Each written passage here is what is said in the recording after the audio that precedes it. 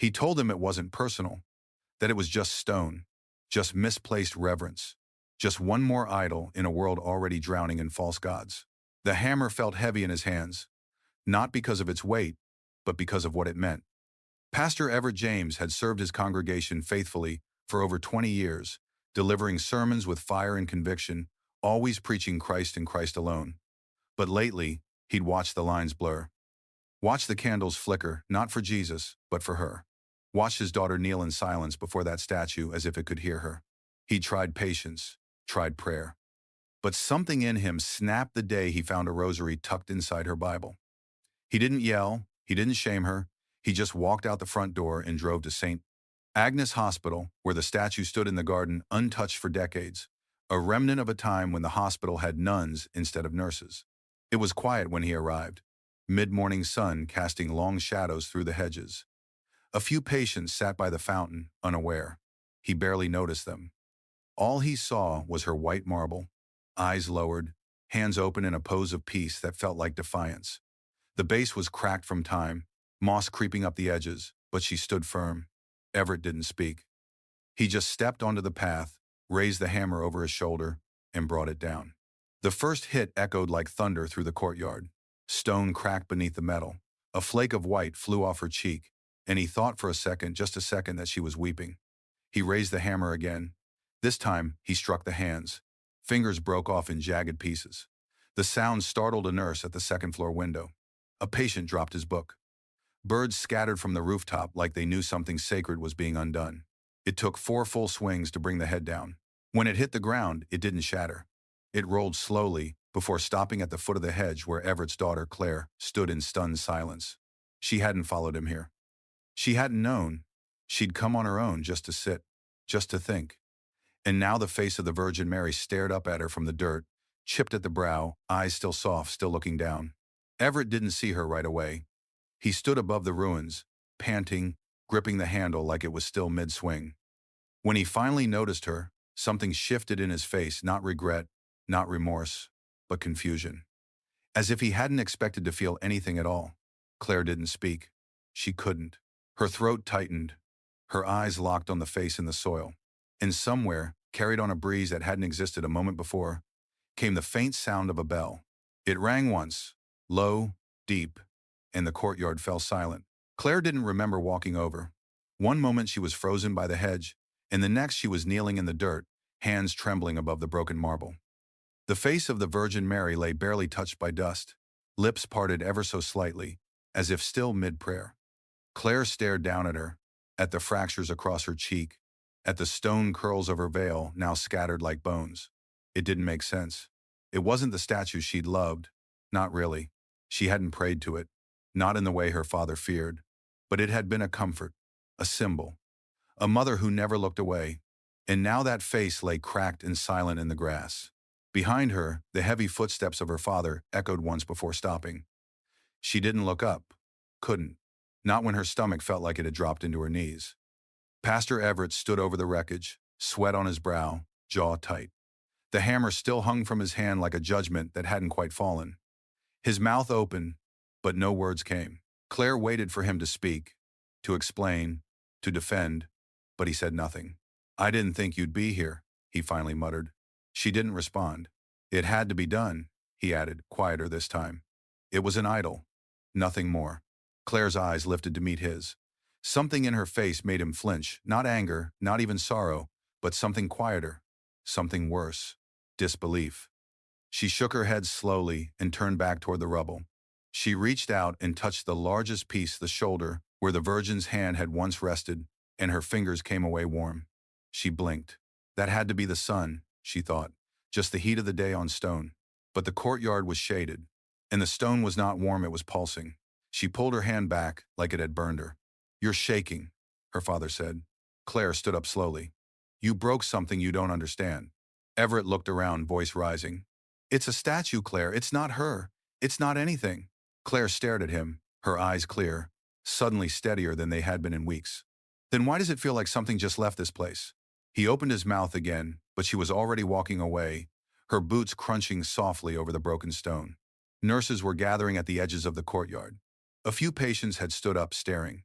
Someone filmed it all on their phone. Claire didn't care. She walked through the side gate and into the narrow alley behind the hospital, her breath short, her heart pounding in ways she didn't understand. That night, she couldn't sleep. Every time her eyes closed, she saw the face again. Not broken, whole, radiant. And beneath it, a whisper too soft to catch, too strong to ignore. When she finally drifted off near dawn, she dreamed of bells. A single toll, then silence. Then a woman's voice, not harsh, not angry, just calling her name. The sound didn't leave her. Not even in the light of morning, not even with the windows wide open and the radio on. Claire tried to drown it out, took a longer shower, blasted her favorite playlist, even let her little brother drag her to the kitchen for pancakes she didn't want, but it was there, beneath it all. That single bell tolling like a slow heartbeat through the fabric of everything. It wasn't loud. It didn't ring like a real bell. It pressed into her ears in waves, like the memory of a sound rather than the sound itself. And every time it came, it brought the same image with it. The face of the Virgin, whole and shining, her lips parted like she was about to speak. Claire sat alone on the back steps after breakfast, knees pulled to her chest, staring into the overgrown garden behind their house. It was a preacher's home. Tidy, sterile, no statues here. No candles or incense. Her father made sure of that. He was inside now, probably reading from Romans again, or writing next Sunday's sermon something about idolatry, she guessed. Maybe about the dangers of spiritual confusion. She could almost hear the phrases he'd use. False comfort, misplaced devotion, traps laid by the enemy. But what had happened yesterday didn't feel like a trap. It felt like an awakening. Claire looked down at her hand and realized she'd been tracing circles on her palm, right where she'd touched the statue's remains. That warmth still lingered. Not burning, not painful, just present. Like a heartbeat that didn't belong to her. That afternoon, she returned to the hospital. She didn't tell her father. She took the long way around, walking through the side streets and pretending she was just out for a breath of air. The courtyard was cordoned off now, yellow tape looped between iron posts, a crude attempt to keep people out. A groundskeeper swept broken stone into a pile. The base of the statue had been left intact, the shape of feet still visible on the pedestal. Claire waited until the man disappeared inside, then slipped past the tape. She knelt again at the same spot as before, her hand trembling slightly as she reached for the largest remaining piece, the robe's edge. This time the stone was cold, but her chest? It was hot. Too hot. Her heart raced like she'd been running, even though she hadn't moved at all. And then faintly, she heard it. Not a bell. Not this time. A whisper. Soft. Female. Familiar. It didn't speak English. The words danced just outside her understanding. Something ancient, something fluid, like water running through reeds. Claire blinked, heart pounding, and the whisper stopped. The air was still again, but she knew what she'd heard, even if no one else ever would. That night she dreamed again. Not of the broken statue, but of her standing whole in a place filled with candles and stone. And this time, the voice came clearly. One word only. Daughter. Claire sat stiffly on the edge of the couch, while her parents paced the living room, speaking in clipped tones that pretended to be calm. Her father held his Bible like a weapon, fingers curled tight around the leather spine. Her mother clutched a mug of tea she hadn't sipped once, knuckles white with worry. You've barely eaten, her mother said. You're pale. Maybe it's stress. I'm fine, Claire replied. But she wasn't. You've been distant, her father added. Withdrawn, quiet, even more than usual. Claire said nothing. She wanted to scream. Instead, she crossed her arms over her chest and stared at the carpet. The sound of the bell hadn't left her. Not really. And the dream from last night had left her with a feeling that clung to her like wet clothes, something sacred, something terrifying. She didn't want to talk about it, especially not with them. We know you were close to that statue, her mother said gently. It's okay to grieve, Claire, but you have to understand it was just stone. Your father wasn't trying to hurt you. Claire looked up then. He wasn't trying to hurt me, but he still did. Her father sighed. I was protecting you. From what? Claire asked, voice sharper than she meant. From a statue with open arms? He opened his Bible, flipping pages with practiced fingers. From false teachings, from idolatry. You've seen the verses, Claire. We are to worship no one but the Lord.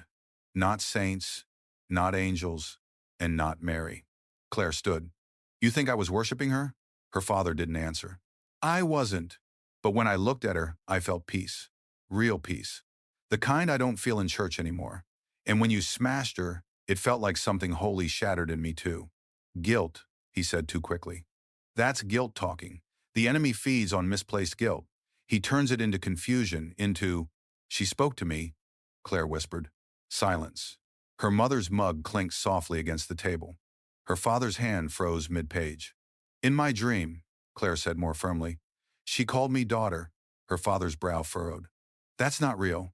That's your mind processing trauma. She spoke in a language I've never heard before, Claire said. But I understood it. Her father closed the Bible with a loud thud. No more of this. You're not to go back there. You're not to talk about this. We will pray for clarity, and this spiritual confusion will pass. Claire bit her lip hard enough to taste blood. She nodded once, then turned and walked out of the room. Upstairs, she locked her door. She sat on her bed with her knees to her chest, the whisper still humming behind her ribs. If that was confusion, it was the clearest thing she'd ever felt. And she knew without proof, without scripture, without permission, that she wasn't imagining any of it. She wasn't losing her faith. She was finding it. It started with the janitor. Old Jim Rowley had worked at St. Agnes for longer than anyone could remember. A quiet man, widowed, with a limp from a car accident no one talked about. He swept the hallways in the evening when most of the visitors had gone, and kept to himself. But the morning after Claire returned to the statue's remains, Jim told the nurse at the front desk something odd. I saw a woman, he said, standing in the garden, real early, white dress, just standing there. The nurse had smiled politely. Probably one of the sisters doing morning prayer. There aren't any sisters left, Jim replied. She told him he must have seen a patient, or a hallucination. He was old after all. Meds, maybe. A trick of the light. But Jim didn't press. He just went back to sweeping, whistling low and off-key. That evening, he left a candle on the statue's pedestal. No one saw him do it. The next day, someone else lit one. And by the end of the week, there were 5 different shapes and sizes, arranged in a semicircle at the broken base. The hospital staff didn't say a word. They'd never held formal prayers there, not since the last nun retired. But suddenly the courtyard had a presence. Patients who sat outside said they felt calmer near the rubble. One woman with late-stage cancer told her nurse she could breathe easier near the lady's feet. Another patient, a boy with severe anxiety, began humming softly whenever he passed the tape, a song no one recognized. Claire heard the rumors by accident. A girl in her chemistry class was scrolling her phone and muttered, "Weird stuff's going on at St. Tap's. Agnes." There was a post on a local page, blurry photo, captioned, "Statue smashed, but miracles keep happening?" Claire's heart skipped. That night, she snuck out again. The chapel garden was darker than usual, the overhead lights flickering slightly like they were being pushed by something unseen. The police tape had been removed. The rubble was still there, gathered into neat piles, but the base of the statue was untouched. The pedestal stood like an altar, and around it, 6 small candles flickered, even though the wind should have blown them out. Claire stepped inside the circle. The air felt different here, not colder, thicker, like it pressed against her skin and sank into her chest. She took a breath and closed her eyes. No voice this time, no dream, just the quiet pull of something waiting, listening, expecting. Then she heard a rustle behind her. She turned, half expecting her father, or a security guard, or a nurse with a clipboard. But the garden was empty, except for a single white rose lying where the statue's heart used to be. Claire bent to pick it up. It wasn't plastic, it wasn't planted, it had no stem. It was just there, soft, alive, fragrant, blooming in the dark. And that was when she realized this wasn't about guilt. This was a warning, and something had begun. Claire didn't plan to speak. She had walked to the chapel ruins with her hands in her coat pockets, head down, heart loud in her chest, intending only to sit, to observe, to be near whatever it was that had started moving in the shadows of her life. She didn't bring flowers or candles. She didn't carry a Bible. She wasn't even sure what she believed anymore, but she came anyway. The courtyard was empty when she arrived. The sun had dipped below the rooftops, casting long, gold streaks across the broken stone. The rose was gone now. So were the candles. But the air still felt thick, like something unseen had weight. Claire stood at the base of the pedestal and stared up at where the statue had once been. It was strange how easily her mind replaced the missing pieces, how clearly she could still see the Virgin's face. Eyes lowered, arms open. She sat on the ground. The gravel bit into her palms as she leaned back, unsure why she'd even come again. Her father's voice still echoed in her ears from the night before, scripture rattled off like ammunition, spoken not to guide but to suppress. He told her darkness was tricky, that emotions lied, that the enemy wore disguises. But sitting here, she felt none of that. No fear, no confusion. Just quiet. A wind stirred through the trees, brushing her hair across her cheek. A leaf spun once, then settled at her feet. And without thinking, without choosing, her lips moved. Hail Mary, full of grace. The words startled her. She hadn't said them in years. Not since she was a child visiting her Catholic grandmother. Not since the quiet afternoon kitchen where rosary beads clinked gently in her hands. She remembered the smell of cinnamon, the old wooden crucifix, the way her grandmother whispered the name Mary like it was both a plea and a promise. Claire hesitated. Her mouth had kept going, and she hadn't stopped it. The Lord is with thee. Her heart pounded. Blessed art thou among women. She felt it then. A shift in the air. And in the center of her chest, something opened. It wasn't dramatic, no thunder, no visions. But it felt like a door had quietly unlocked inside her, a door she hadn't known was there. Behind it, warmth. Not fire, not heat. Something gentler. Like the soft light that breaks through stained glass when you least expect it. Claire stopped halfway through the prayer, her voice catching. I didn't mean to say that, she whispered. But something inside her answered, you were always meant to. She blinked fast, eyes stinging for no reason she could name. No one had taught her this. No one had prepared her for what faith felt like when it arrived on its own terms. Not as a sermon, but as a whisper. As a remembering, somewhere in the distance, a bell tolled once. And for the first time, Claire whispered back, I'm listening. By morning, it was undeniable. Claire hadn't told anyone about the rose. Not because she was afraid they wouldn't believe her, but because she was afraid they would, and explain it away like everything else. A florist might call it a leftover bloom from a wedding bouquet. A nurse might say someone dropped it as a tribute. Her father would call it temptation. Proof the enemy was clever. But it hadn't been there the day before. It hadn't been cut, and it hadn't had a stem. It had simply been alive. She kept it hidden in a small glass jar on her windowsill, nestled in a cotton bed. She didn't know what else to do with it. It stayed fresh all night, its petals soft and cool to the touch, as if it had just bloomed. But what struck Claire most was the smell. It wasn't overpowering like a florist shop, nor dusty like dried petals. It was subtle, clean, like morning air in a place that's never known sin. At school, she couldn't focus. The whispers around her were louder than ever, not about her, but about St. Agnes. A student in her third period math class said her grandmother swore her hip pain went away after sitting in the garden. Another girl said her brother's speech therapy appointment had been canceled because the hospital was reassigning rooms near the chapel ruins. Something about people gathering there too often, too quietly. Claire just stared out the window, fingers tapping softly on her desk. That night, she visited again. This time, she came prepared. She brought a small tea light in her coat pocket and one of her grandmother's old prayer cards, a yellowed image of the Virgin, worn at the corners, pulled from a box that still smelled like cinnamon and dust. She didn't light the candle right away. She just stood before the pedestal, heart fluttering, unsure what to say. I don't know what you are, she whispered, or why this is happening. But I feel you. The wind stirred. Claire bent down and placed the card gently at the base, tucking it under a smooth stone to keep it from blowing away. She pulled the tea light from her pocket and lit it with a match, shielding the flame with her hands. It flickered, steady, defiant. And then she saw it, a green shoot, just behind the pedestal, sprouting from a crack in the concrete, thin, new, trembling slightly in the breeze. It wasn't there yesterday. Claire moved closer, kneeling. It was real.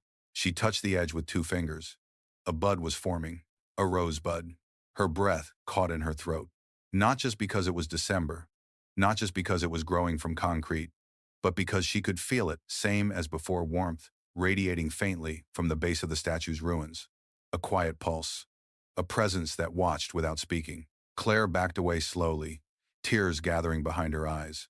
The prayer had been heard, and the answer was growing. The dreams grew louder. At first, Claire thought they were just echoes, residue from her visits to the chapel ruins, lingering like smoke on her skin. But by the third night, they took shape. Vivid, ordered, undeniable. She'd wake up in the dark with her mouth moving, her hands clenched in prayer, her sheets tangled around her like she'd been fighting something invisible. The words she spoke weren't English. They flowed like water and fire, sweet on the tongue but unfamiliar. Latin, she guessed. Not from school, she hadn't studied it. Not from her father, he'd never allow it. But somewhere, deep in her chest, the language unspooled like thread pulled from ancient cloth. It sounded old, older than the Bible on her nightstand, older than the prayers she used to recite before bed, like a mother's lullaby from a forgotten world. One morning, her little brother burst into her room before she could shake off the sleep. He stared at her, wide-eyed, clutching his toy dinosaur. "You were talking weird," he said. Claire blinked. "Weird how?" Like, not English. But not gibberish. It sounded like when Sister Bernadette prays on TV. Claire sat up, heart racing. "Latin?" He nodded. "But you were crying too. Were you sad?" "No," she whispered. "I don't think I was." At school, she found herself scribbling the words into the margins of her notebooks. Lines she couldn't translate but felt drawn to. Ave Maria, gratia plena, benedicta tu in mulieribus. The teachers didn't notice. But she did. She'd look down and realize her pen was moving on its own, tracing the same syllables again and again. One afternoon, she stopped by the old church on Millstone Avenue. Not her father's church, a real church. The kind that still smelled of incense and wax, where saints stared from stained glass and the air felt heavy with unspoken secrets. She didn't go inside, just lingered at the steps. That's where she met her. An elderly nun, silver hair tucked under her coif, sat on a bench near the entrance. She watched Claire with eyes that had seen more than years could explain. "You've been speaking in your sleep," the nun said. Claire froze. "How do you know?" The woman smiled. "Because when the Blessed Mother begins to whisper, her daughters always start by dreaming in her tongue." Claire sat beside her, wordless. "You're not the first," the nun said softly. "And you won't be the last. Don't be afraid of the words. They're not spells. They're invitations." Claire stared down at her hands. "I didn't ask for this." "You were called," the nun replied. "And when she calls, she teaches, even in dreams." Claire swallowed. "What is she teaching me?" The nun turned, her eyes fixed on the horizon. "To return, to remember, to become." They sat in silence after that, the wind tugging at the edges of Claire's sleeves. She didn't know what was happening to her, but she knew deeply, terribly, wonderfully, that her life would never be the same. And somewhere beneath her ribs, the Latin burned like a prayer she was finally learning how to say. The storm came fast, so fast, the sky went from soft gray to bruised black in a matter of minutes. Thunder rolled low and slow over the rooftops of the town, rattling windows and darkening every hallway of St. Agnes Hospital. The nurses rushed to move patients away from open doors. Volunteers pulled in flower carts, and maintenance scrambled to cover the electrical panels by the courtyard. But Claire was already outside. She hadn't planned to be there. Her feet had moved before she made the choice, like something inside her had been pulling all morning. The clouds hadn't broken yet when she arrived, just wind, sharp and steady. And the moment she stepped into the garden, she knew something was waiting. The pedestal stood exactly where it had always been, bare, weather-worn, surrounded by scattered pieces of stone and faint candle wax stains. But something had changed. The air around it was charged, like the second before a lightning strike. Claire didn't hesitate. She stepped past the edge of the path, through the circle of gravel, and knelt at the base. That was when the rain began. It started in sheets, drenching everything instantly. The trees bent in the gusts, the pavement shone silver, and the gutters gurgled with runoff. Claire gasped and instinctively looked up, and what she saw didn't make sense. The rain was falling everywhere, except here. She reached her hand out to the side. Wet, cold. But her knees? Dry. The base of the pedestal? Untouched. The circle around the statue's foundation, no more than 6 feet across, was completely protected, as if held beneath an invisible dome. Wind rushed around it, but not through it. The candles she'd placed 2 nights before were dry. The prayer card remained perfectly still. The single rosebud on the broken concrete? Unmoved. Claire stood slowly, heart pounding. She could see the water pooling only inches beyond her boots. Rain lashed the grass and stones just beyond the circle. But inside? Silence. Dry earth. Still air. A nurse ran past under an umbrella, slowed, and stared at her through the bars of the gate. Claire didn't move. She didn't want to break whatever this was. Her clothes should have been soaked by now. Her hair should have clung to her face. But she was dry. She whispered, "Why me?" No voice answered, no flash of lightning, but something filled her chest, something deeper than breath. The same warmth from her dreams, the same pulse she'd felt in the stone. It wrapped around her like arms that didn't need to touch to hold her. The nurse called her name once, unsure. Claire turned slowly, the rain still refusing to touch her. She stepped backward out of the circle and was instantly soaked. She gasped. The nurse pulled her under the umbrella, confused and breathless. "What were you doing?" she asked. Claire didn't answer. She just looked back at the pedestal, because she knew. She hadn't been sheltered from the rain. The pedestal had been. Claire found it by accident, or maybe it found her. She had been searching the attic for the box of Christmas lights her mother insisted was up there somewhere. The air was thick with insulation, dust, and moth wings, the smell of cardboard and time clinging to every rafter. She moved slowly, flashlight sweeping across forgotten trunks, old hymnals, boxes of retired sermon notes, and keepsakes no one had touched in years. In the far corner, beneath an old quilt that smelled faintly of lavender, she found a wooden chest, unlocked, untouched. Claire hesitated.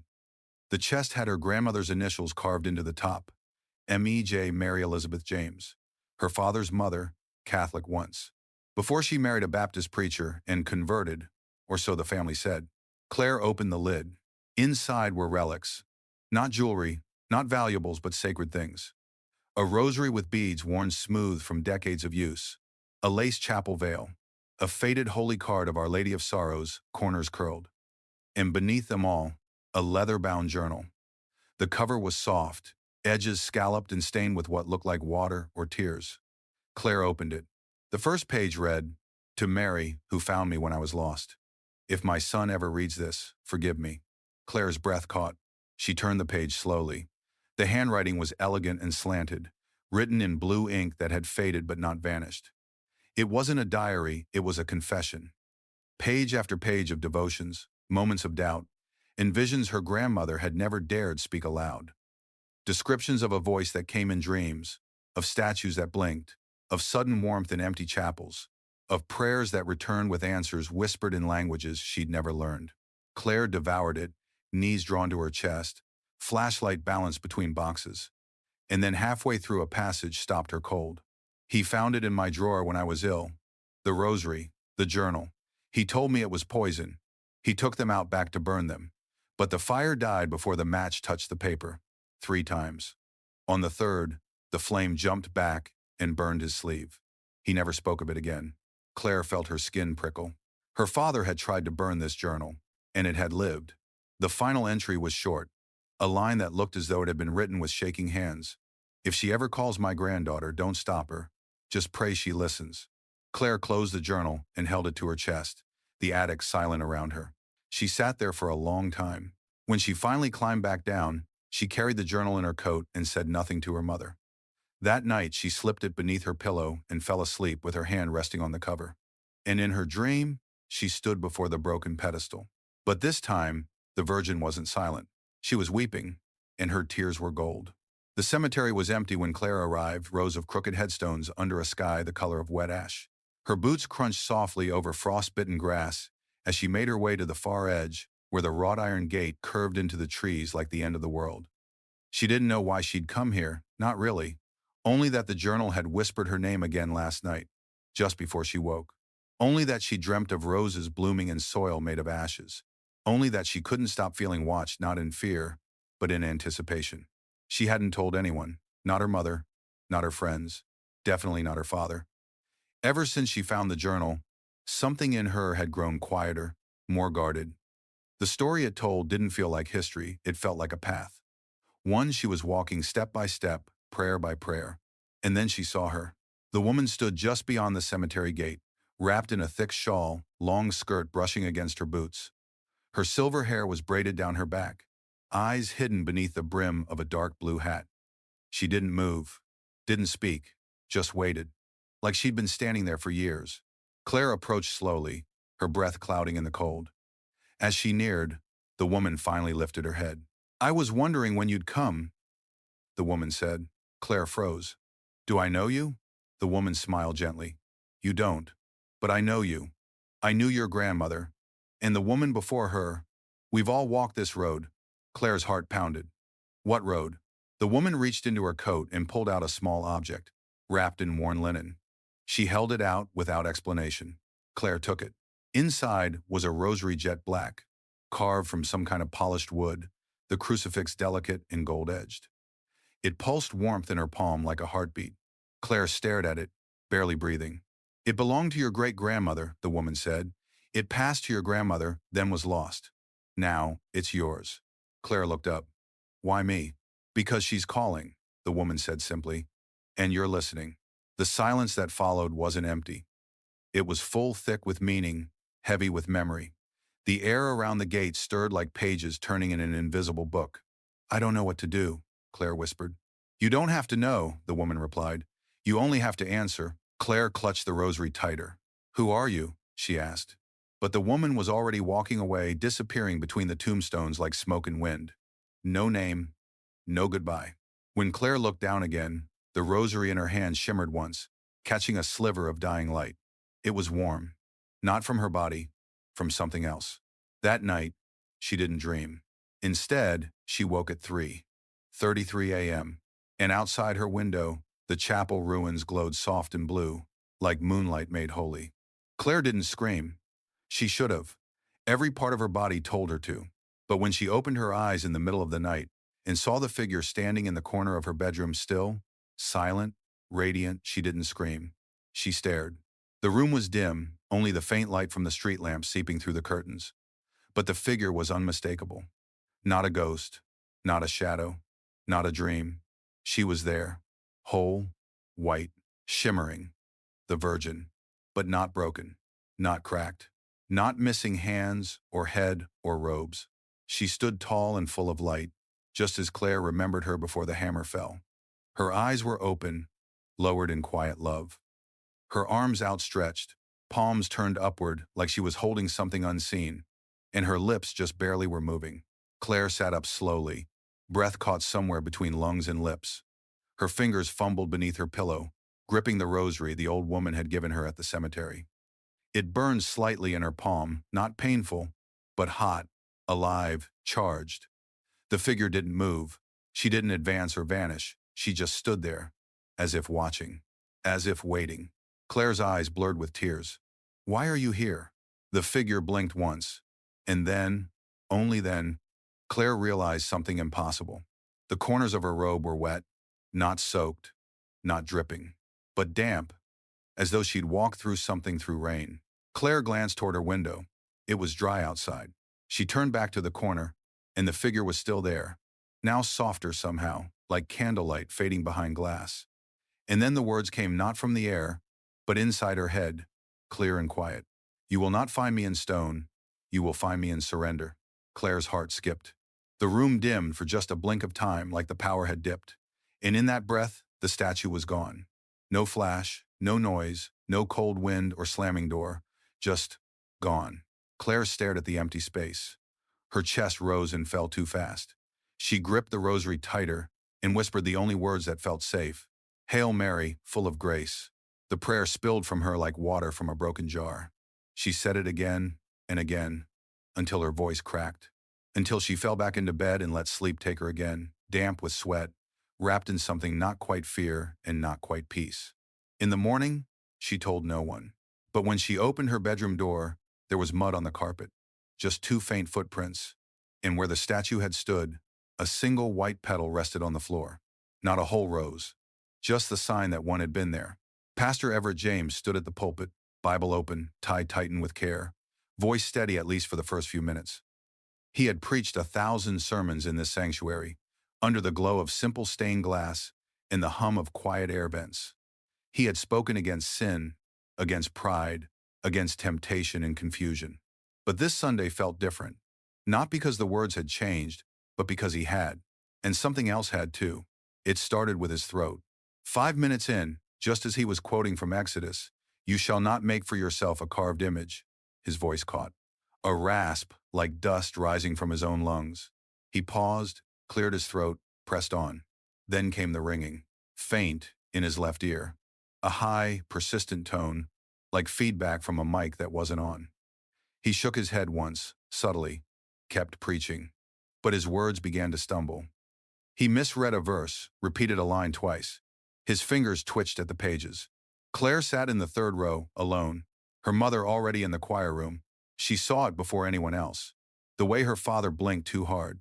The way his lips moved like they were searching for breath, not speech, and the way his right hand trembled ever so slightly as he turned the page. He looked up, scanning the pews. And then, mid-sentence, he stopped. Silence. A stillness so abrupt it pulled all eyes to him. He stared at something above the congregation's heads. No one turned around to look. No one saw what he saw. But Claire knew.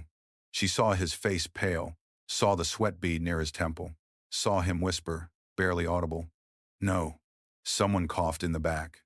The silence stretched too long, and then he tried to recover. "The Lord," he said hoarsely, is not to be mocked. We must." He staggered. His hand gripped the pulpit. His Bible slipped and hit the floor with a soft thud that sounded louder than thunder in that moment. The entire room leaned forward as if pulled by gravity. Claire stood. Her father looked at her, not like a preacher, not like a parent, like a man unraveling, like someone seeing the edge of something he couldn't explain and didn't want to. His eyes met hers and held them, and for a split second, she swore she saw guilt. Real, raw guilt. He stepped back from the pulpit. I need a moment," and with that, he turned and walked off stage, out of view. Murmurs filled the sanctuary. People exchanged glances. Claire remained still. Later that night, she heard him praying behind his locked office door. Not out loud, whispering. Desperate. She pressed her ear to the door and heard 3 words over and over again. "I saw her." And Claire knew he wasn't talking about her. The hospital didn't announce it. There was no press release, no news article, no official explanation, but word spread anyway. By noon, it had reached the break room. By 3 o'clock, nurses were whispering. And by sunset, Claire knew. A girl had woken up, 8 years old, in a coma since August. No known cause, no prognosis. The staff at St. Agnes had stopped using the word hope 2 months ago. Her room had been quiet for weeks, machines humming, monitors blinking, the occasional sob from her mother hunched in a corner chair. But now the girl was awake, sitting up, speaking, and asking for her. Claire's friend Melanie, who volunteered at the front desk, pulled her aside after school and spoke in a hurried whisper. They said she touched something. Something from the courtyard. Claire's stomach dropped. "What?" "A shard," Melanie said. "From the statue, one of the orderlies had saved it. Said it was smooth and clean, not jagged. Like it had broken perfectly. He kept it in his pocket. Carried it like a lucky charm or something. When he visited the girl's room, he dropped it on the table without thinking." Claire's voice trembled. "And then?" "She reached for it," Melanie said. She hadn't moved in months, not even a twitch, but she opened her eyes and reached for it like she knew it was hers. Claire's heart was pounding now. "And she spoke?" Melanie nodded. First word she said was "mother." Claire didn't speak for a long time. That night, she returned to the hospital. Not to the ruins, but to the children's wing. She didn't go inside. Just stood outside the building, staring up at the 3rd floor where the room lights glowed dim behind the blinds. She felt the rosary in her pocket like an anchor. Her breath came slow. Somewhere inside, the girl who should have been unreachable was awake, and she had asked for the Virgin. Claire wanted to believe it was coincidence, that the shard was meaningless, that the awakening was a fluke, but deep down, she knew better. Miracles never announce themselves like thunder. They whisper. They shimmer around the edges. They bloom in silence. As she turned to leave, a nurse exiting the building caught her eye. She looked tired, clipboard under one arm, but she paused. "You're the pastor's daughter, right?" the nurse asked. Claire nodded. The nurse hesitated, then smiled faintly. "The little girl, she keeps asking for the woman in white. Says she visits her when the lights go out. Says she sings." Claire's throat tightened. The nurse walked on, and Claire stood there a little longer, staring into the shadows of the hospital windows, heart full of awe and a fear she didn't know how to name. The Virgin wasn't just appearing in dreams anymore. She was answering. It was nearly midnight when Claire pulled her coat over her shoulders, slipped out the back door, and made her way to the chapel ruins. The sky above was cloudless, moon high and bright, casting long shadows across the hospital lawn. The frost on the grass sparkled like tiny stars under her boots. She hadn't told anyone, not Melanie, not her mom. Not even the old nun she'd begun to see lingering outside St. Agnes more and more, silent and smiling like she knew something the world had forgotten. Claire didn't need words. She needed answers. And she knew without logic or permission that they would only come in the quiet of the rubble. The path was still, the air unnaturally warm for December. No wind, no birds, not even the distant hum of street traffic, just her footsteps crunching through the gravel, each one louder than the last.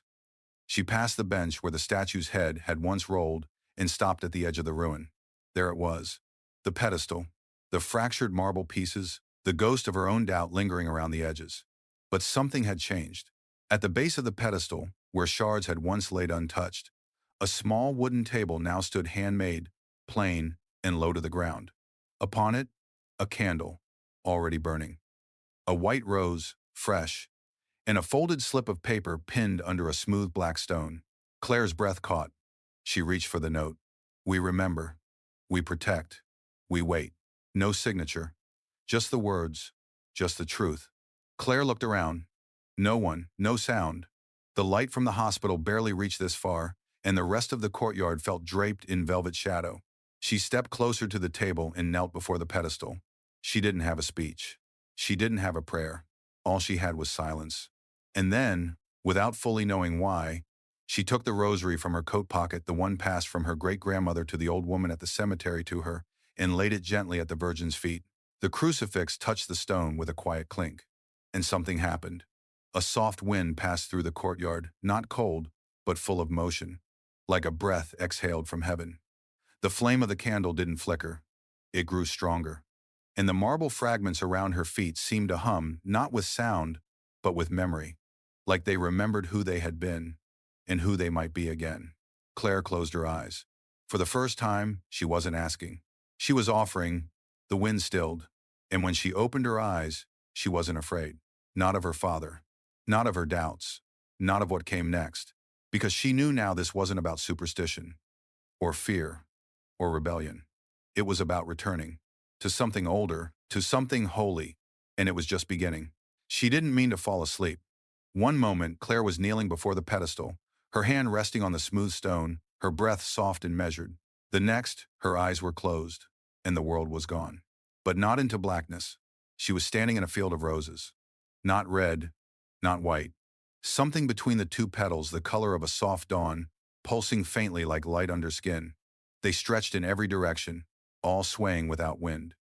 The sky above was silver, painted with soft movement like running water. And in the center of the field, she saw her. Not as marble, not as a vision. As her, the Virgin, barefoot, radiant, cloaked in a light that didn't cast shadows. Her hands were folded over her chest, but her eyes were not lowered this time. They were looking directly into Claire's. And then she spoke. Not with her mouth, with presence, with being. The words didn't travel through air. They moved through blood, through memory, through spirit. You are not called to fight. You are called to love. Claire didn't answer. Couldn't. Her knees hit the flowered earth, and she cried not with sorrow, but with recognition. The kind of weeping that comes when something long hidden is finally named. The Virgin stepped forward. With every step, the roses leaned toward her, as though drawn by gravity of holiness. She reached out not to bless, not to command, but to lift.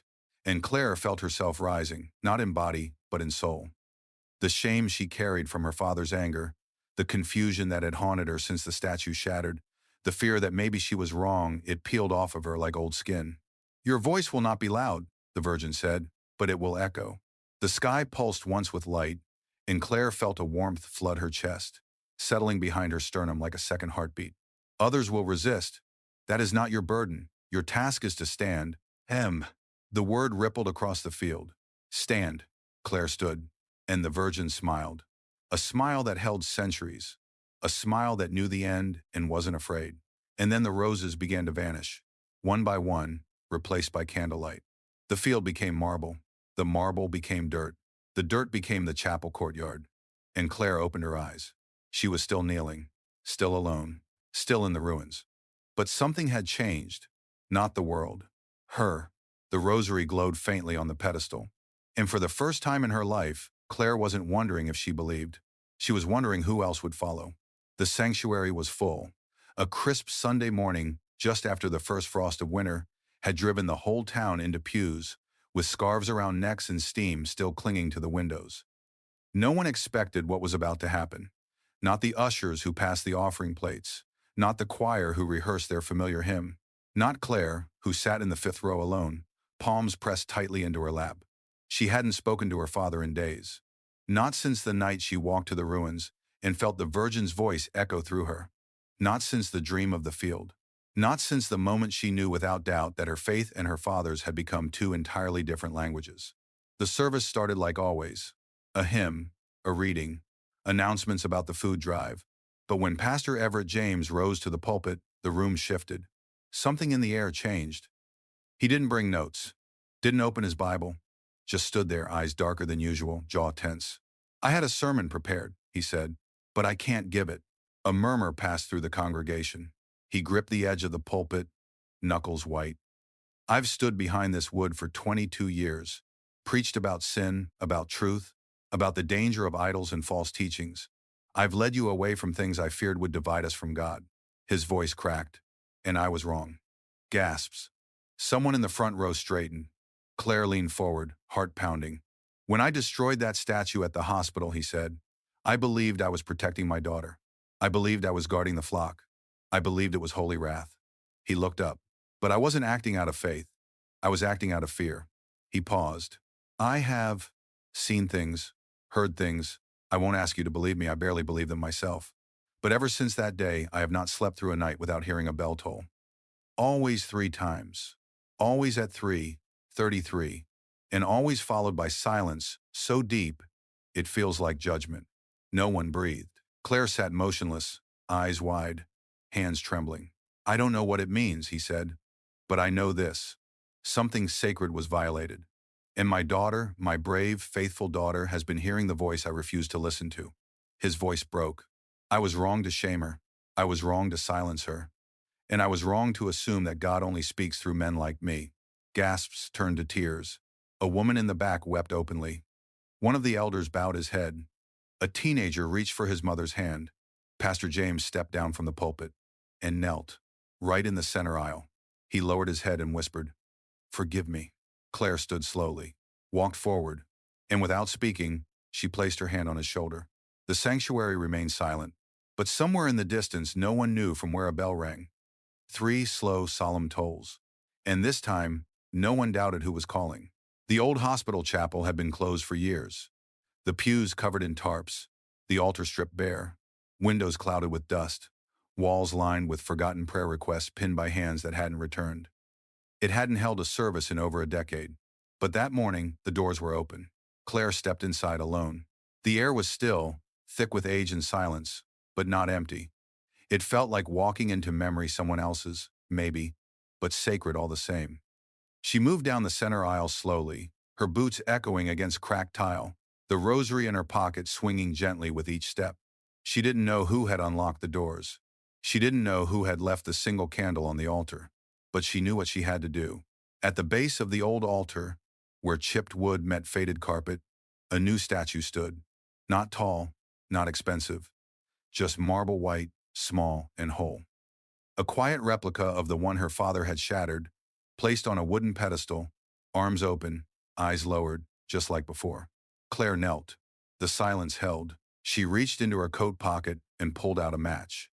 Her fingers shook as she struck it. The flame hissed to life. She lit the candle. The wick caught instantly, steady and soft. And as the flame rose, the shadows around the chapel softened, like the light was stretching back into every forgotten corner. Claire felt the warmth touch her cheeks. She bowed her head and whispered, "I believe you are always with me." Her voice cracked, but she didn't stop. "I believe you called me when no one else did." A tear slipped down her cheek. "I don't need a sign. I don't need a miracle. I just want to stay close." The flame flickered once, and in the stained glass window behind the altar, clouded with grime, obscured for years, a shaft of sunlight broke through. It struck the Virgin's face. And in that golden moment, Claire didn't see marble. She saw a mother, not distant, not silent, but present, listening. She didn't hear words this time. No Latin, no visions, no dreams, just peace. Full and aching, she stood slowly, gave the statue one last glance, and turned to leave. But before she crossed the threshold, she looked back just once. And there, at the Virgin's feet, another candle had appeared, unlit, waiting for whoever came next, because the miracle wasn't that the statue refused to fall. The miracle was that a heart, once broken, had lit the flame again, and it would never go out.